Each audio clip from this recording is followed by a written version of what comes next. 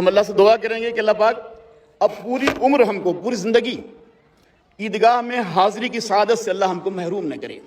2 سال بڑے کرب کے گزرے ہیں کہ کیسے کیسے عید کی نماز ادا کی گئی۔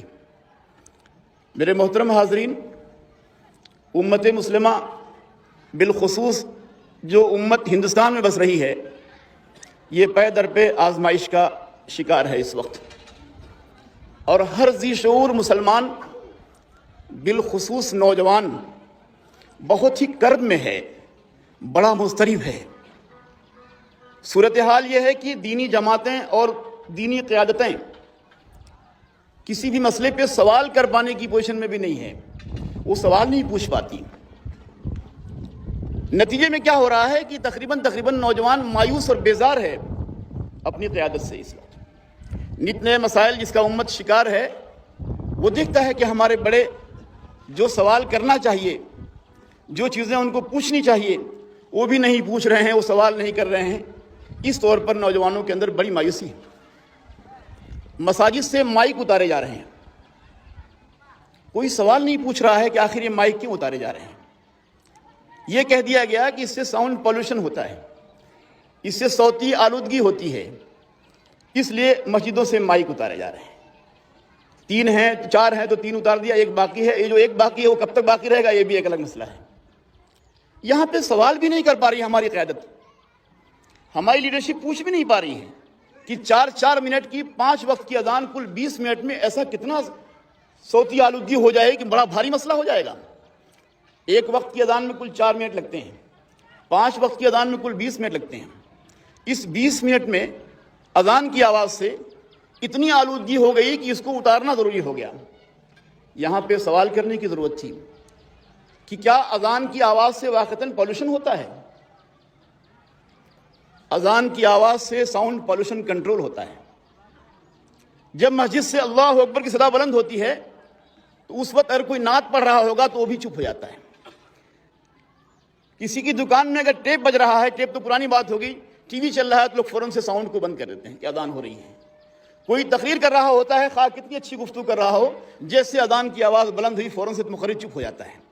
یہی ایک ایسی آواز ہے دنیا میں کہ جب یہ بلند ہوتی ہے تو ایسی سینکڑوں آوازیں تب بند ہو جاتی ہیں۔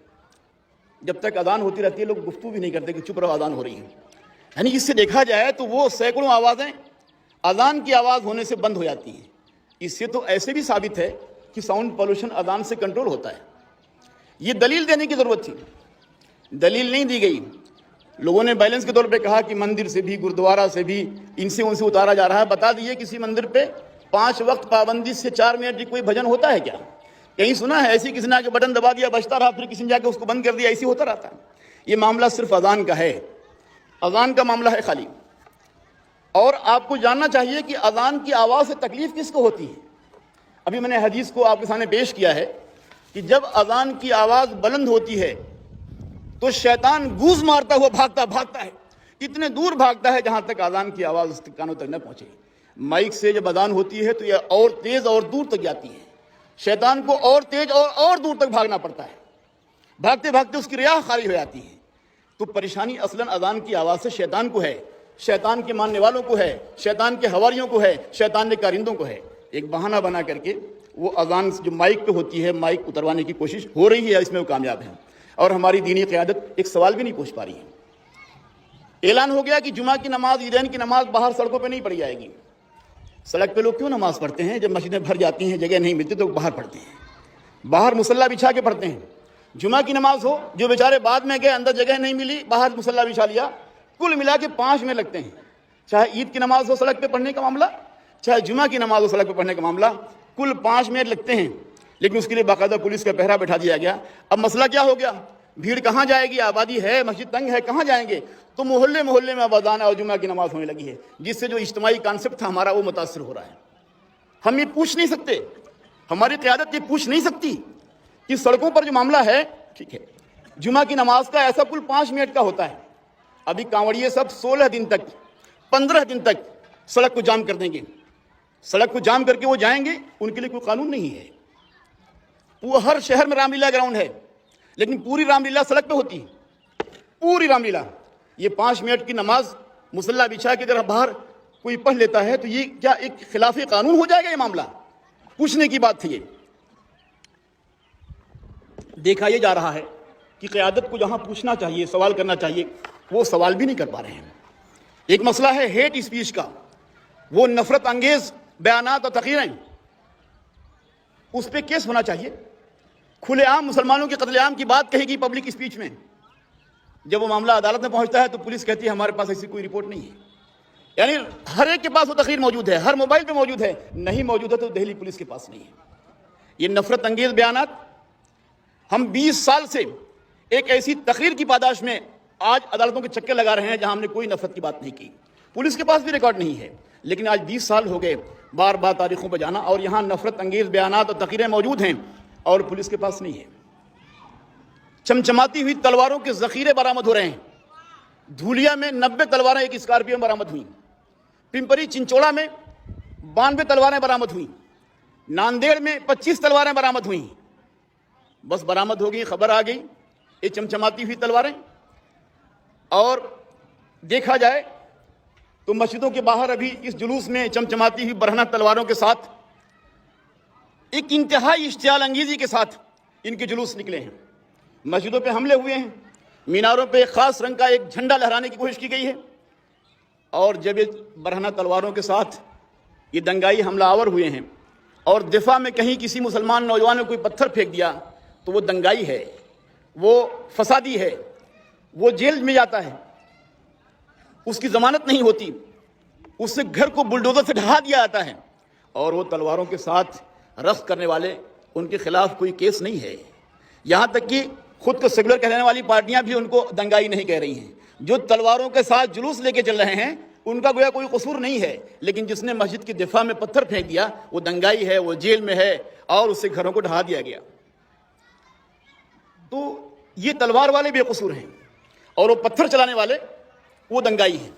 آپ تصور کیجئے کہ یہ کیسے مستقبل کا سنکیت ہے، یہ کس طرح کے مستقبل کا یہ چیزیں پتا دے رہی ہیں.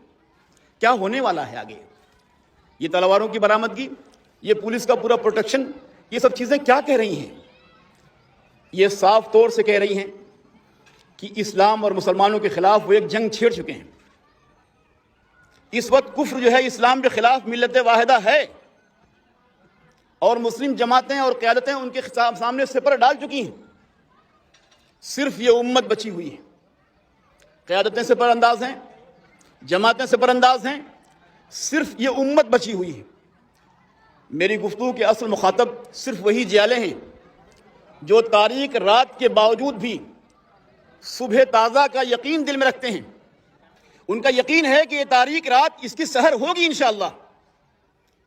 جو تاریک رات کے جگنو ہیں، میرا خطاب آج ان سے ہے، جو حوصلہ نہیں ہارے ہوئے ہیں، جو بزدلی کا شکار نہیں ہوئے ہیں، ان سب کے باوجود انہی سے میرا خطاب آج. دیکھیے جنگ چھڑ چکی ہے اسلام کے خلاف، اسلامی وقار کے خلاف، اسلامی شان کے خلاف جنگ چھڑ چکی ہے. اور جنگ کا حل صرف جنگ ہے. اگر جنگ لازمی ہے تو پھر جنگ ہی صحیح، کوئی اور حل نہیں ہے. وہ چھیڑ چکے ہیں، آپ تسلیم نہیں کر رہے ہیں. اب ایک مسئلہ یہ ہے کہ ہماری امت اتنی کمزور کیسے ہو گئی، اتنی پست ہمت کیسے ہو گئی؟ اس کی ایک وجہ ہے کہ برسہا برس سے امت کے دلوں سے جذبہ جہاد کو کھرچ پھینکنے کے لیے سازشیں جاری ہیں. امت کے اندر جہاد اور جذبہ جہاد بالکل سرد پڑ جائے، اس کے لیے ایک بڑی سطح پہ کوششیں جاری ہیں. اس ہندوستان میں وحید الدین خانیت، غامدیت، عنایت اللہ سبحانیت، اس فکر کے علمبردار، اس فکر نے جہاد اور جذبہ جہاد اور روح جہاد کو بہت نقصان پہنچایا. ہر بہانے سے جہاد اور جہادی کوششوں کو خودکشی قرار دینا اس فکر کے علمبرداروں کا ایک کام ہے. وحید الدین خانیت، غامدیت، سبحانیت، یہ وہ فکر ہے جو امت کے دلوں سے جذبہ جہاد اور روح جہاد کو یہ بہت نقصان پہنچا رہی ہے. اب صورتحال یہ ہے کہ لفظ جہاد امت کے درمیان اجنبی ہو گیا ہے. لوگ اس کو زبان پہ کہنے سے بھی ڈر رہے ہیں. اور دفاع کے جائز حق سے دستبرداری کو عین حکمت قرار دے رہے ہیں، اور نتیجے میں کیا ہوا کہ شوق شہادت جو ہے دم توڑ گیا۔ میرے حاضرین، جو آپ کے خلاف جنگ چھیڑ چکے ہیں ان کا حال بھی جان لیجیے آپ۔ جو طاغوت آپ کے خلاف دندناتا پھرتا ہے ان کے بارے میں کچھ جان لیجیے۔ قرآن کہتا ہے کہ بِأَنَّهُمْ قَوْمٌ لَا يَفْقَهُونَ، ارے یہ ایسی قوم ہے جن کے پاس سمجھ نہیں ہے، ان کے پاس سمجھ ہی نہیں، عقل ہی نہیں ہے۔ آپ دیکھ بھی رہے ہیں یہ قوم پیشاب پیتی ہے اور دودھ کو پانی کے ساتھ بہا دیتی ہے، کہاں سمجھ ہے ان کے پاس؟ ان کی ناسمجھی کی مثالیں بیان کرنا ہوگا تو الگ سے وقت چاہیے اس کے لیے۔ بِأَنَّهُمْ قَوْمٌ لَا يَفْقَهُونَ، ایک ایسی قوم ہے جن کے پاس فقہ نہیں ہے، ان کے پاس سمجھ نہیں ہے، ان کے پاس یہ توفیق بھی نہیں ہے۔ یہ وہ قوم ہے جو انتہائی بزدل ہے، یہ تمام کے تمام جینے کے حریص ہیں، یہ جینا چاہتے ہیں۔ قرآن میں یہ بات صاف طور سے اللہ نے بیان فرما دی ہے کہ یود احدہم لو یعمر الف سنہ، ان میں سے ہر ایک چاہتا ہے کہ ان کو 1000 سال جینے کا موقع ملے۔ یہ جینے کے حریص ہیں، اور جو جینے کا حریص ہوتا ہے وہ موت سے بہت ڈرتا ہے، بڑا بزدل ہوتا ہے۔ یہ بڑے پکے احسان فراموش ہیں، بڑے سارے احسانات مسلمانوں نے کیے خدمت خلق کے نام پر، لیکن اس کا ذرہ برابر ان پہ اثر نہیں ہے۔ اور جن کو آپ بڑا مجتمع اور یونائٹ سمجھتے ہیں، قرآن کا اعلان ہے یہ کہ ان کے آپس میں دل بہت پھٹے ہوئے ہیں۔ یہ پھٹے ہوئے دلوں کے ساتھ اسلام کا قلعہ قما کرنا چاہتے ہیں، اسلام کو نیست نابود کرنا چاہتے ہیں۔ قرآن پاک میں اللہ نے فرمایا کہ تحسبہم جمیعا وقلوبہم شتیٰ، تم سمجھتے ہو کہ یہ یونائٹ ہیں، ارے ان کے دل آپس میں پھٹے ہوئے ہیں۔ یہ ہیں وہ لوگ جو انتہائی بزدل ہیں، جو ناسمجھ ہیں، جو پھٹے ہوئے دلوں کے ساتھ آپ کو اس ہستی سے مٹانا چاہتے ہیں۔ تو اس وقت ایک نازک موڑ پہ امت کھڑی ہے، آپ کو طے کرنا ہوگا کہ یا تو ہمیں عزت کی زندگی ہم جئیں گے یا عزت کی موت ہم مریں گے، تیسرا کوئی راستہ نہیں ہے۔ اگر ایسا مرحلہ آتا ہے تو کرنے کا کام کیا ہے؟ کرنے کا کام یہ ہے کہ جذبہ جہاد اور شوق شہادت سے اپنے دلوں کو معمور رکھیے، اللہ کی راہ میں مر جانے کو ترجیح دیجیے۔ ایسا عشق آپ کے اندر پیدا ہو جائے اللہ کی راہ مرنے کا کہ دنیا میں ہوتے ہوئے جنت کی خوشبو آپ کو ملنے لگے۔ ایسا صحابہ میں ہوا ہے، وہ دنیا میں رہتے ہوئے جنت کی خوشبو ان کے اندر ان کے دلوں میں آنے لگی تھی۔ اتنا عشق پیدا کریے، اللہ کی راہ میں مر جانے کا اتنا جذبہ پیدا کریے۔ دوسرا یہ ہے کہ عصا کو سنبھال رکھیے۔ حضرت موسیٰ کے پاس لٹھیا تھی، اللہ پاک نے پوچھا یہ کیا ہے موسیٰ تمہارے ہاتھ میں؟ تو کہا کہ یہ لٹھیا ہے۔ کیا کرتے ہو اس سے؟ کہا احش بہا علی غنمی ولی فیہا مآرب اخری، یہ جو لٹھیا ہے میرے پاس اس سے میں پتے جھاڑتا ہوں، جانوروں کو ہانکتا ہوں۔ ولی فیہا مآرب اخری، اس سے اور بہت سے فائدے ہیں، اس لاٹھی کے اور بہت سے فائدے ہیں، ان فوائد کو جانیے۔ ولی فیہا مآرب اخری، اس لاٹھی میں اور بہت سے فائدے ہیں۔ تلوار کے ڈر سے ہاتھ نہ جوڑیے، بلکہ عصا سے تلوار پکڑے ہوئے ہاتھ کو توڑ دیجیے، شہید ہو جائیں گے، آخرت سنور جائے گی۔ ایک اور کام ہے جو آپ کر سکتے ہیں اور ہم کر سکتے ہیں، وہ جو دندناتے پھر رہے ہیں، آپ کے اوپر حملہ آور ہو رہے ہیں، ان کی پشت پہ طاقت ہے۔ اگر امت کا ایک ایک فرد ان حملہ آوروں کے دل میں ان کی موت کا ڈر پیدا کر دے کہ فلانے کے آنے سے پہلے تمہیں ہم لے بھی دیں، تم کو نہیں چھوڑیں گے، ہم کسی اور کے آنے سے پہلے تم کو ہم جہنم پہنچا دیں گے۔ اگر ایک ایک فرد سامنے والے ایک ایک فرد کے اندر اس کی موت کا ڈر پیدا کر دے تو بڑا بھاری مسئلہ حل ہو جائے گا۔ ارہاب ایسے رہیے کہ سامنے والے کے دل میں دہشت پیدا ہو، ایسا ارہاب کا انداز اپنائیے، آپ کی سواری، آپ کا اسٹائل، آپ کا انداز، آپ کی بات، آپ کی باتوں کا آہنگ ایسا ہو کہ ان کے دلوں میں آپ کے تئیں ہمت نہ پڑے ایسے اقدام کرنے کی۔ یہ سن لیجئے کہ آپ کی مدد کو کوئی نہیں آئے گا، نہ جاوا سے کوئی آئے گا، نہ جرمن سے کوئی آئے گا، آپ کی مدد کے لیے اللہ کی مدد آئے گی۔ اللہ کا وعدہ ہے وَكَانَ حَقًّا عَلَيْنَا نَصْرُ الْمُؤْمِنِينَ، ہم نے اپنے اوپر لازم کر لیا ہے اہل ایمان کی مدد کرنے کو، کوئی اور نہیں آئے گا، اللہ کی مدد آئے گی، اور اللہ کی مدد آ جانے کے بعد ہمیں کسی اور مدد کی ضرورت نہیں ہے۔ اللہ کا یہ بھی وعدہ ہے کہ جب تم ڈٹو گے تو اللہ تمہاری مدد کے لیے وہ فوج بھیجے گا، جنوداً لم تروہا، وہ فوج جو ان آنکھوں سے نظر نہیں آتی، وہ ملائکہ کی شکل میں جو فوج ہے اللہ اس کو بھیجتا ہے۔ آج بھی کسی محاذ پہ آپ ڈٹیں گے تو جنوداً لم تروہا آپ کی مدد کے لیے آئے گی، یعنی فرشتوں کی کمک آئے گی، فرشتوں کی کمک آئی ہے، اللہ کی یہ سنت رہی ہے، قطار اندر قطار اب بھی وہ آنے کو بے چین ہے۔ بس اللہ کی مدد کے سہارے ہم ڈٹ جائیں۔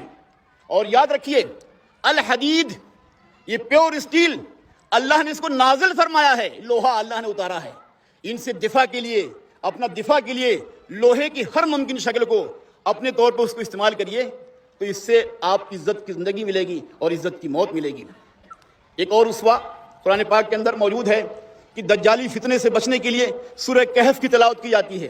آج امت بڑے بھاری آزمائش میں ہے۔ سورہ کہف کی تلاوت کرنے کے ساتھ ساتھ سورہ کہف کے اندر موجود اس کریکٹر کو اپنے اندر پیدا کریے۔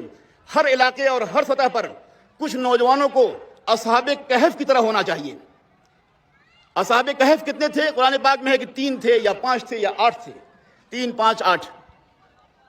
وہ کون تھے اصحاب کہف؟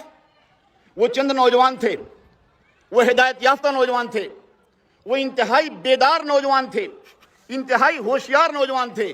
جب وہ غار میں سوئے اور اٹھے تو اپنے ایک ساتھی کو اس وقت کا روپیہ دے کے بھیجا کہ جاؤ کھانا خرید کے لاؤ، بڑی بھوک لگی ہے۔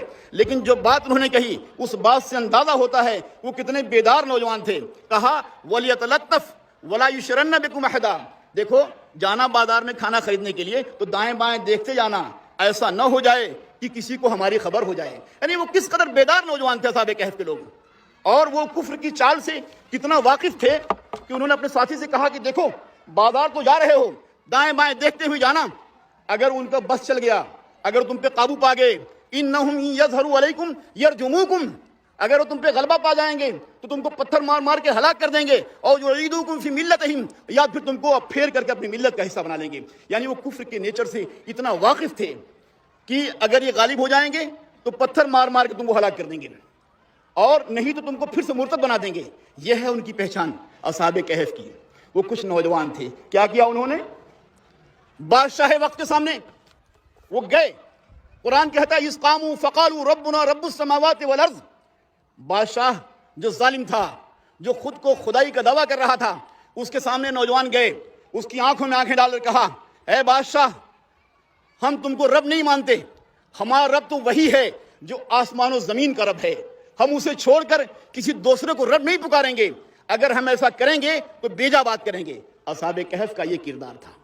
ظالم حکمراں کے سامنے انہوں نے حق کا آوازہ بلند کیا، ظالم حکمراں کے سامنے حق بات پیش کی اور ڈرے نہیں، دعوت حق کا فریضہ انجام دیا بغیر ڈرے، بغیر دبے، بغیر جھکے۔ اور جب یہ کام کر چکے تو پھر طاغوتی عدالتوں میں نہیں گئے اور نہ وہ جیل گئے، سیدھے پہاڑوں کے دامن میں گئے۔